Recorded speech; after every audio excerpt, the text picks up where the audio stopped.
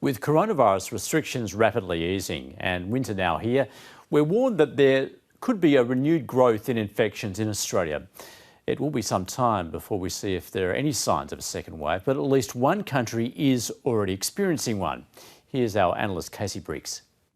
We haven't seen many countries yet experiencing a second wave through this pandemic, but one example of a country in that position does appear to be Iran. Iran has 157,000 confirmed cases now in total. It was badly hit by this virus very early in the pandemic in February and imposed tough restrictions that it's since eased. And since then, we've seen a steady increase after some progress in the case curve. Now around 2,500 to 3,000 cases every day confirmed in Iran, and that's pretty similar to the peaks that we were seeing in that country in March of 3,000. So cases are increasing in Iran. It certainly looks like a second wave of infection.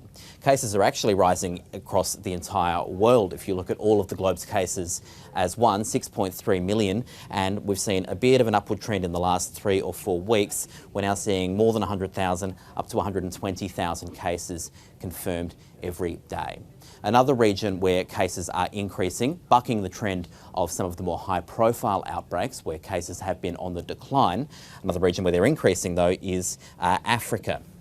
Now, Africa has been of concern for some time. We haven't seen the sort of growth that we maybe feared early on, where this would spiral out of control very quickly. Why could that be? Well, potentially there's less volumes of travel across the African continent than you've seen in Europe, so less chance for the virus to move around quickly. Maybe the climate's had an impact as well, but regardless, the curve is still increasing and Africa is still facing potentially quite a bad situation. 6,000 cases every day across the continent. Some countries, of course, hit worse than others.